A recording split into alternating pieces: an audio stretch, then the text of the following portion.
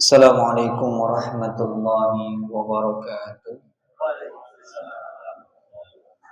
Alhamdulillahirabbil alamin. Allahumma shalli wa sallim ala sayyidina wa maulana Muhammadin wa ala alihi wa ashabihi al-qadri wa al-miqdari al-azim ya Rabbil alamin. Rabbi shrah li sadri wa yassir li amri wa hlul 'uqdatam min lisani yafqahu qawli. Wassani lisani wahdi qalbi bihaqqi sayyidina Muhammadin sallallahu alaihi wasallam. Subhanaka la ilma lana illa ma 'allamtana innaka antal alimul hakim. Amma ba'du. Alhamdulillah, puji syukur kepada Allah Subhanahu wa taala yang mana Allah masih memberikan kita nikmat iman, nikmat kesehatan, nikmat umur dan nikmat yang paling berharga itu adalah nikmat ketaatan kepada Allah Subhanahu wa taala. Baru saja kita selesai melaksanakan sholat isya berjamaah. Ada suatu fadilah, sementara fadilahnya bukan satu tapi banyak. Yang disebutkan ada satu hadis Nabi mengatakan, "Man sholat isya fi jama'atin kana bi zimmatillah hatta yasbi." Barang siapa yang sholat isya berjamaah, maka dia berada di jaminannya Allah hatta yasbihu, sampai subuhnya. Jadi orang yang sholat isya tadi berjamaah, dia telah Allah cap stempel, aku jamin orang itu. Sampai kapan? Sampai subuh nanti. Artinya kalau sudah dijamin sama Allah itu aman. Kalau dia meninggal sebelum subuh atau subuhnya, dia meninggal dalam keadaan husnul khatimah karena sudah dijamin sama Allah. Jadi jangan tinggalkan sholat isya berjamaah. Kemudian waman sholat subuhi, barang siapa yang sholat subuh fi jama'atin kana fi zimmatillah hatta yamsi. Dan orang yang sholat subuhnya berjamaah, dia berada di jaminan Allah dari subuhnya sampai sore. Artinya kalau sudah dijamin sama Allah, aman kita dari pagi sampai sore. Kalau kita ada apa-apa dijago sama Allah. Jadi jangan tinggalkan dua sholat isya ini dan subuh ini untuk berjamaah. Jadi jangan tinggalkan. Dan pahalanya besar. Masih banyak lagi sebenarnya tentang fadilah subuh dan isya ini berjamaah. Insyaallah kita lanjutkan kajian kita di dalam kitab Risalatul Mu'awana, dan nanti sedikit kita baca ya Imam Haddad juga satu pengarang As-Sayyidin ya. Kemarin sudah kita pembahasan tentang masalah maqamul ihsan, tentang maqam ihsan itu. Sekarang kita masuk pasal baru, yaitu tentang memperdayakan waktu dan memanfaatkan waktu, yang mana waktu ini adalah Rasul mal ini adalah pokok daripada modal inti kehidupan kita untuk menempuh jalan akhirat. Qala musannif rahimallahu taala wa nafa'ana bihi wa bihi fid darini amin wa alamin. Wa alaika bi imarati awqatika bizzahi bil ibadah. Hendaklah engkau menghidupkan daripada waktu-waktu yang mana setiap hari ini waktu itu Allah berikan. Jadi jangan sampai waktu ini terlewatkan dengan sia-sia. Hatta la ta'muru sa'atin min laili aw nahari. Jadi jangan sampai engkau melewatkan sesaat di waktu malam dan di waktu nahar, siang, illa takuna laka wazifati minal khair, kecuali engkau lakukan amalia-amalia saleh. Jadi malam dan siang ini jangan sampai kita lewatkan hanya dengan hampa, kosong, orok. Maka rugilah orang yang melewatkan waktu-waktunya terbuang oleh sia-sia, magbun, rugi. Karena hari-hari ini dari pagi bangun tidur ke tidur lagi, itu kita semua akan dihisab, dipintai pertanggungjawaban atas umur kita. Maka kalau waktu ini tidak diisi dengan kebaikan, maka yang negatif akan masuk. minal khair kebaikan, wastaqriquha biha. Maka orang yang melakukan kebaikan istiqomah, nanti dia akan tenggelam, akan menjadi adah kebiasaan dia. Fabizalika zahiru barakatil waqti. Nah, orang itu kalau dia benar-benar menjadikan waktu ini sebagai modal, seorang pedagang itu kalau dia dikasih modal tentulah dia akan memanage dengan hati-hati. Nah, orang yang dikasih umur, mereka kalau Allah berikan suatu keberkahan, mereka akan dihabiskan untuk ibadah dan kebaikan. Makna barokah itu ziyadatul khair, bertambahnya kebaikan binisbati, dengan dinisbahkan kepada Allah, ketaatan. Contoh, usahanya maju tapi dia tambah jauh dari Allah. Menurut versi makhluk, wah, bagus, sukses. Menurut versi Allah, dia malah jauh daripada Allah. Menurut dia baik tapi tidak barokah.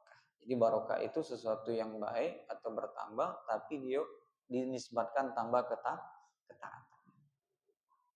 Punya motor baru tapi tidak pernah jamaah ke masjid, tidak pernah duduk di majelis motor tersebut, parkir di masjid, akhirnya dia mau terus. Mungkin bagi dia baik, tapi tidak ada keberkahan kebaikannya yang disandarnya kepada Allah. Itu makna barokah. Nah, umur ini ada yang umurnya barokah. Umur barokah mereka habiskan selain daripada mencari nafkah yang wajib, mereka di sela-sela waktunya mereka disibukkan dengan ibadah berjamaah, duduk di majelis ilmu, qiraatil Quran, mustami'an hadis, apalagi berzikir kepada Allah.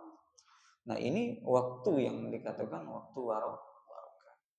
Terkadang orang itu habis waktunya 2 jam, 3 jam hanya duduk di kamar atau berbaring hanya memegang handphone. Itu kalau dibaca Quran itu udah berapa lembar mungkin dibaca.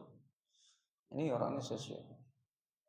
Wa tasilul faidatul umur. Maka umur itu akan menghasilkan suatu faidah karena kalau dibawa ke ketaatan. Jadi kita minta taufik wal hidayah dan inayah, pertolongan sama Allah untuk dibantu di dalam ketaatan. Contoh antara waktu maghrib dan isya ini termasuk waktu yang orang banyaklah lalai. Bahkan ulama mengatakan dipinta untuk menghidupi antara waktu bainal isyain, di antara waktu isya dan maghrib. Dalam hadis Nabi katakan, man sholat ba'dal maghrib, barang siapa yang sholat ba'dal maghrib sita rakaatin, 6 rakaat, la yufassilu bainahum bil kalami adlin, tidak disela-selai dengan omong-omongan yang jelek, omongan yang buruk. Lahu ibadatum isna asyara sanatan, dia dicatat sebagaimana orang yang sholat 12 tahun. Sholat awabin. Dulu guru-guru kita sering mendawamkan ini. Habis maghrib, sholat 6 rakaat, 2 rakaat. Dan warid juga man sholat bainal maghrib wal isya, barang siapa yang sholat maghrib, habis sholat maghrib dia sholat menjelang isya itu isrina rakaat, 20 rakaat, bana lahu baitan fil jannati, maka Allah akan bangun rumahnya di surga. Otomatis kalau rumahnya dibangun di surga, orangnya pasti masuk surga. Tidak mungkin pula lah rumah yang ada di surga orang di neraka, bahasa gitu. Nah, jadi lakukan karena ini termasuk kata Imam Haddad waktu-waktu yang dipinta diisi. Bahkan kalau orang itu semasa mudanya pernah lalai, nah jago beberapa waktu ini. Waktu ba'da subuh menjelang terbitnya matahari. Itu masuk waktu buah, dijago. Zikir, baca Quran atau majelis. Kemudian sebelum subuh dijago juga waktu sahur. Entah 30 menit, entah 40 menit zikir. Kemudian sebelum maghrib dan ba'da maghrib. Jadi jago 4 waktu tersebut. Nah, orang yang menjaga 4 waktu ini, maka dia telah mengungguli daripada waktu-waktu yang selagi dia masih muda banyak terbuang. Jadi ada motivasi gitu. Bahkan di sini dianjurkan wa min mustahabil muta'akkadu ihya'tu minal baina isain. Dan kita dianjurkan untuk menghidupkan di antara maghrib dan isya. Pokoknya ada fahmi ya, pengajian antara maghrib dan isya kadang tuh anak-anak. Jadi kita dipinta. Atau wisalati wa huwa Allah, salat, perbanyak salat. Tadi kan dibilang salat awabin tadi 6 rakaat itu pahalanya seperti orang ibadah isnata asyara sanatan, 12 tahun namanya. Bayangkan enggak sanggup kita salat 12 tahun namanya. Ini dengan salat ba'da maghrib 6 rakaat dapat pahala 12 tahun ibadah. Cuman ini tidak nampak. Allah simpan pahalanya. Hanya keimananlah yang meyakini ini. Allazina yu'minuna bil ghaibi. Kita ini beriman kepada hal yang gaib. Pahala itu tidak nampak. Cuman ulama membuat alamatul ciri-ciri qabulu minal amal. Ciri-ciri amal itu diterima, kita tuh rindu untuk ngamal itu lagi. Kemudian kita tuh cenderung dipermudah untuk ibadah. Jadi jangan tinggalkan sholat pada maghrib tersebut 6 rakaat. Dua. Suratnya terserah mau surat. Kemudian boleh juga kita isi dengan sholat seperti sholat tasbih. Ini ada yang sholat tasbih ya. Di sini di dalam hadis Nabi mengatakan soluha fi kulli yam. Sholatlah engkau sholat tasbih itu minimal 1 hari sekali. Au fi kulli jum'atin. Kalau tidak bisa juga sehari sekali, ya sudah. Seminggu sekali atau setiap Jumat. Tidak mampu juga au fi kulli syahr atau sebulan sekali. Saking betul-betul dianjurkan sholat tasbih ini. Au fi kulli sanatin, tidak mampu juga sebulan sekali, setahun sekali. Tidak mampu juga setahun sekali, au fil umri maroh, minimal seumur hidup satu kali. Nah, jangan tinggalkan. Nah, kalau di sini dianjurkan iza shalaita lailan kana laji yang bagi antusoli tahrama ini wa tasalaini wa taslimataini. Disunahkan kalau sholatnya malam 4 rakaat, 2 berarti 2 kali salam. Kalau sholatnya malam. Itu suratnya ya terserah mau surah apa. Cuman itu diselipkan tasbih subhanallah walhamdulillah wa la ilaha illallah wallahu akbar wa la quwata illa billahil azim. Boleh ditambah. Itu satu rakaatnya 75 tasbih. Jadi ketika tegak berdiri dia 15, baca iftitah atau dia baca zikir tersebut bebas.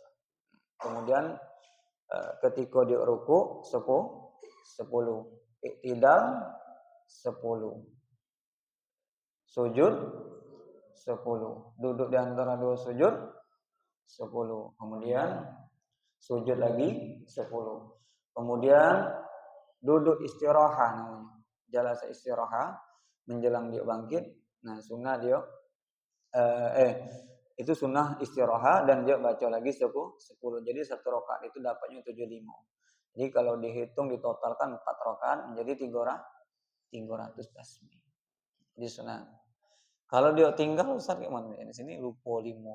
Sudah datangi di rakaat yang kedua. Kalau rakaat pertama nih baru hitung baru 70, 5-nya tinggal. Sudah. Di rakaat kedua ditambah. Misalnya tadi perjok berdiri baru 10 kurang 5. Dia pas yang dia berdiri yang kedua, rakaat yang kedua ditambah lagi di 5. Jadi 20. Kan tekaper gitu ya. Jadi sangat dianjurkan. Minimal kata Nabi, fil umri maro, minimal seumur hidup sekali lah salat tasbih. Tapi di sini sudah pernah. Biasanya ibu yang sering nih. Ada pengajian ibu, ada ustaz yang ngajak salat tasbih. Kemudian wa yudawamul iqbal Allah taala, dan selalu mendawamkan aktivitas kita yang kita hadapkan kepada Allah yaitu dengan amal-amal soleh. Wa bagi an taj'ala lima tata'atihi minal adati kal akli wal sarbi wal sya'i wal ma'ais awqatan. Jadi dipintalah, jadikanlah kata Imam Haddad hari-harimu dalam ketaatan. Minal adat, seperti adat-adat kebiasaan kita mau makan, mau minum, kita niatkan ibadah. Wasya'i, ketika mencari nafkah. Awqatan, setiap waktu kita. Wa ilam lahu yastaqimu ma'al ihmal, dan jadikanlah benar-benar semuanya kita niatkan karena Allah. Kita kadang di Yasinan kita sering la ilaha illallah, la ilaha illallah, la ilaha illallah, la ma'bud illallah, tiada Tuhan yang disembah kecuali Allah. Tapi banyak juga yang lainnya. Jadi makna ini dalamnya la maujuda illallah, tapi di hati kita ada dunia, ada motor. La maksud illallah, dan maksud kita bukan Allah, tapi maksud kita yang lain. Ini tingkau ini kita pahami, tauhid kita bagus. Kemudian wala yaslihu ma'al ighfal, jangan engkau menjadikan waktu-waktu senggangmu untuk kelalaian. Kalau sekarang ini kan cuma kelalaian kita ini gara-gara handphone, handphone kebanyakan. Nah, bahkan Imam Ghazali beliau mengatakan qala al-hujjatul Islam, yaitu Imam Ghazali, yang bagi nanti ada masanya antaza'u awqatika, nanti ada kalanya waktu-waktu itu semua dicabut. Apalagi di akhir zaman ini kita setahun, kata Nabi, kalau sudah nanti setahun terasa sebulan, sebulan terasa sepekan, sepekan terasa sehari, sejam terasa menit. Itulah alamatu sya'ah, ciri-ciri kiamat itu udah mulai dekat. Nah, kata Imam Ghazali, nanti ada kalanya waktu itu Allah akan cabut. Sehat pun nanti Allah cabut. Mata yang begitu sehat memandang mulai perlahan-lahan, min 1, min setengah, nanti mulai perlahan Allah cabut. Waktu yang luang, nih sekarang yang masih muda waktunya banyak, tidak mau ngaji lah tuh, baru aku tidak ngaji dulu, nanti Allah cabut waktu tersebut. Wa tartibu awrad, kemudian perbanyaklah dirimu dan buatlah urutan-urutan amalia, wirid. Jadi kita harus ada wirid. Bahkan para ulama salaf mulai mengatakan man yakun lahu wirdun fahuwa kirdun, barang siapa yang tidak ada wirid maka dia kirdun. Kirdun itu bahasa Arabnya artinya monyet atau kera. Jadi orang yang tidak ada wirid di dalam harinya, entah dia salawat, kalau aku habis ini biasanya baca ini. Jadi dia sama dengan kera, atau Syekh Abdurrahman As-Saqaf beliau mengatakan, ya harus ada wirid gitu. Sebelum subuh nih istighfar 100 kali, habis subuh nih baca Al-Fatihah 41 kali. Terserah, ada kita wirid. Salawat nih, dan tuh kemudian la ilaha illallah 125, bebas. Minimal ada wirid, karena wirid ini fadilahnya luar biasa. Orang yang selalu berzikir ini Allah berikan salah satunya fadilatu wirdul yaumi, ada wirid fadilah, keutamaan orang yang punya wirid. Wirid itu zikir harian khosal, yaitu yang lebih khusus lagi adalah Quran. Ada orang itu wiridnya cuma baca Quran selembar sehari, jadi wirid, itu menjadi wirid. Al-azim ini termasuk yang tinggi, fahuwa yajlibul sakinah, dan orang yang selalu berwirid, ada wiritan, baca Quran, itu akan mendatangkan sakinah, ketenangan.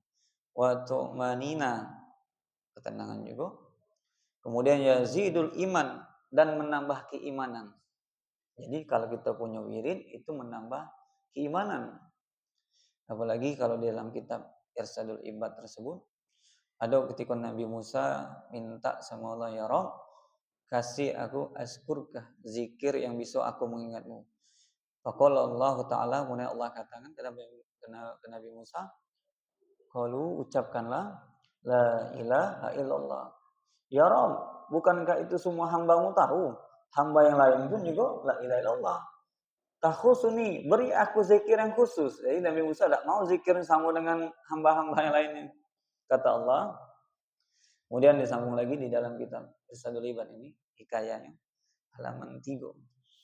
Kemudian kata Allah, ya Musa, seandainya engkau timbang sab'atus sama, sab'atu ardi, 7 langit, 7 lapis langit, 7 lapis bumi itu ditimbang, fil kafin, dan dikumpulkan dalam satu wadah piring, kemudian ditimbang dengan kalimat la ilaha illallah, tidak akan mengungguli 7 lapis langit, 7 lapis bumi dengan kalimat la ilaha illallah.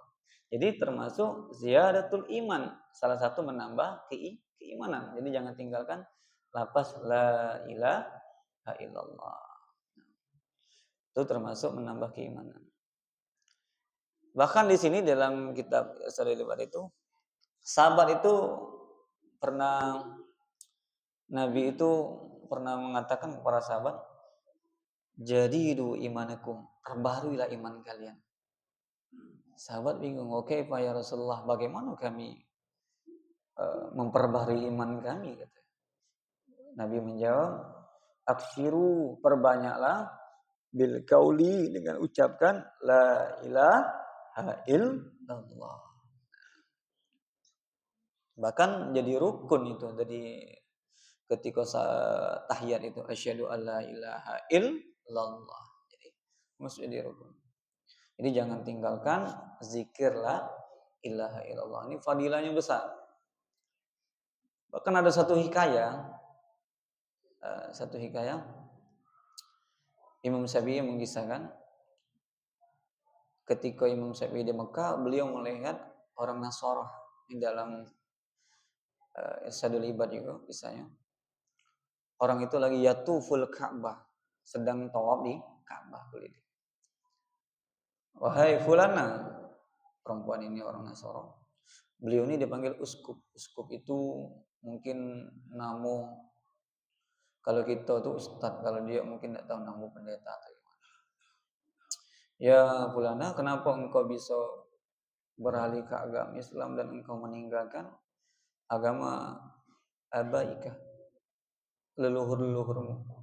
Faqala, beliau menjawab, badalul khair, aku ingin mengganti kebaikan. Berarti dulu agamanya tidak baik. Karena di dalam ayat itu inna indallahi Islam. Sesungguhnya agama yang paling hak itu adalah agama Islam, yang paling benarnya agama. Jadi salah kadang orang sama agama itu salah, tidak sama. Karena Allah itu cuma satu. Kalau sama berarti Tuhannya banyak. Kemudian kenapa engkau bisa berpindah agama seperti ini? Wahikaya, maka dia menghikayakan fil madiyah, zatal madiyah, di suatu hari aku murakabun, aku mengendarai kapal fil bahar, di lautan yang luas. Kemudian fil wusta, di tengah-tengah, in kasyarat, kapal itu hancur, terombang-ambing. Semua kemudian aku ala lauhin, aku duduk, aku selamatlah, Pak Salam tu, maka aku selamat dan aku menaik selembar papan, katanya. Selembar papan. Kemudian sampailah aku di bawah ombak tersebut, fil tarfu, di ujung daripada bahar, di ujung lautan tersebut. Kemudian aku menemukan suatu pulau kasiratun sajarah, banyaknya pohon-pohon tersebut, asmaratu, dan buahnya, karena aku cicip makan tersebut. Wahajahal wa manis, lebih manis daripada madu dan lebih lembut daripada mentega. Kisahnya seperti itu. Kemudian akhirnya aku lelah ngantuk, aku tidurlah di atas pohon usnin, di belahan dahan-dahan. Hibtu, karena aku takut terjadi ada binatang buas. Rupanya ketika dia naik di dahan tersebut adalah binatang dabatun, binatang buas yang berbentuk kepalanya kepalanya yang berbentuk kepala unta, wal zanwul samak, dan ekornya berbentuk seperti ekornya ikan. Sambil dia berzikir la ilaha illallah, sambil berzikir la ilaha illallah, kalimat tauhid. Kemudian si binatang tersebut ngomonglah, wahai fulan, engkau itu sekarang ini berada di kawasan yang mana ini daerah penghuninya kaum jin mukminin, orang jin-jinnya mukmin. Jadi ada jin mukmin dikumpul di situ. Tempat sarangnya di situ, tapi jin mukmin. Mereka pun sambil berzikir. La naji, engkau tidak akan selamat katanya. Engkau tidak akan selamat.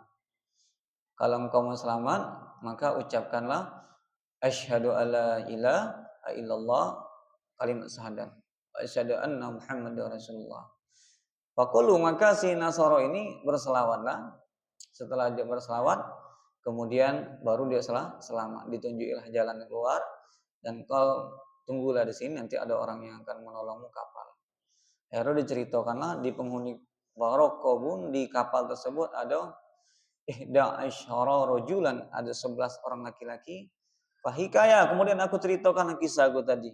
Kemudian ketika dikisahkan, maka masuk Islam semua 11 orang laki-laki dari Nasoro tersebut. Karena apa? Berkah si kaum jin tadi berzikirlah ilaha illallah. Jadi jangan tinggalkan zikirlah ilaha illallah. Termasuk ziyadatul iman dan menambah keimanan. Jadi luar biasa. Kemudian yarfa'ul ajril sawab, dan orang yang sering berzikir itu akan mendapatkan pahala. Tetap dalam keadaan pahala. Cuman boleh tak zikir tanpa wudu? Ya boleh, karena bukan megang Quran. Nah, cuman afdoliyahnya, ahsannya, mustahab, dianjurkan dalam keadaan berwudu. Kemudian wal khusu, zikir itu membuat orang khusu, mendatangkan ketenangan. Kemudian wa ya'idu zadal akhirat, dan menyiapkan tambahan pahala untuk jalan akhirat. Jadi luar biasa. Kemudian wayang hurrahatul kalbu, membuat hati kita menjadi tenang, waruh, dan ruh kita menjadi tenang. Kenapa sih orang itu terkadang gelisah fisiknya gelisah karena ruhnya tidak tenang. Ruh itu, hati itu kalau sudah tenang, fisik juga ikut tenang. Contoh, orang itu kalau hatinya lagi gelisah, lagi gundah galana, larinya ke fisik, fisiknya pun juga ikut tidak tenang. Kalau sudah ruh itu dimakannya, diisi dengan asupan zikir, otomatis ruhnya tenang, fisiknya juga tenang. Ini luar biasa. Jangan tinggalkan zikir. Seperti zikir ba'da maghrib dan isya itu, kita kan disunahkan la ilaha illallah wa la syarika la lahul mulku wa lahul hamdu yuhyi wa yumiitu wa huwa ala kulli syai'in qadir asyara marah 10 kali. Allahumma ajarna minan nar itu sab'a marah 7 kali, dengan syarat posisi kaki masih duduk tahiyat akhir. Kapan berubah? Setelah Allahumma antas salam wa minkas salam. Nah, barang siapa yang zikir ini, dosanya diampunkan, diangkat derajatnya, dia tidak akan menemui pada hari itu. Berarti kalau dia subuh, itu dijaga sampai maghrib. Dan dari subuh sampai maghrib, itu dia tidak akan menemukan hal-hal yang tidak mengenakan. Hal-hal yang tidak mengenakan. Jadi dijaga. Nah, subuh dan maghrib.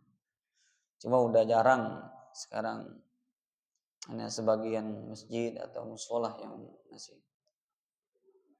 Kemudian orang yang sering berzikir, wa ziyadatil iman wal yakin, dan akan mendatangkan keyakinan. Ketika dia baca hadis, wah ini pahalanya besar, timbul rasa yakin.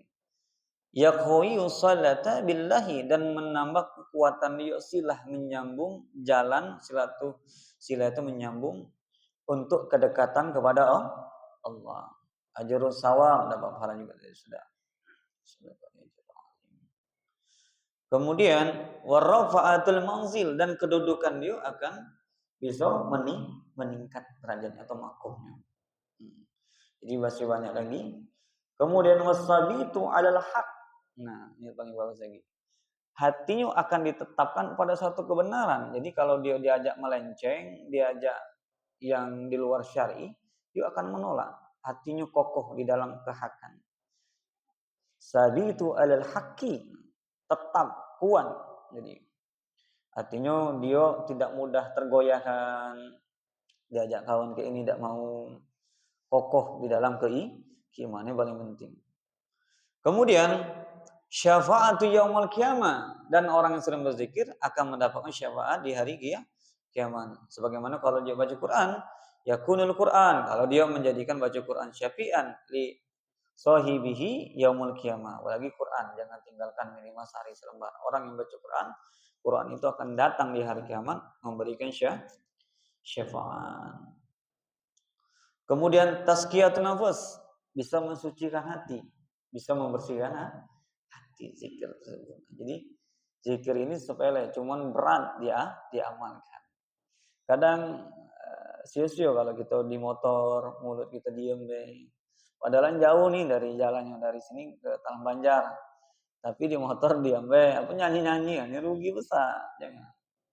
Sering zikir. Nanti kalau Allah cabut nyawa, lisan ini dalam keadaan bersih. Berzikir. Nah, jangan diam deh, rugi gitu. Mau naik motor, mau naik mobil. Lumayan lah dari sini sih boleh. Kalau salawat atau istighfar itu tembus juga 500. Nah, pergi pulang. Jadi jangan tinggalkan zikir. Sebanyak lagi fadilah tentang zikir.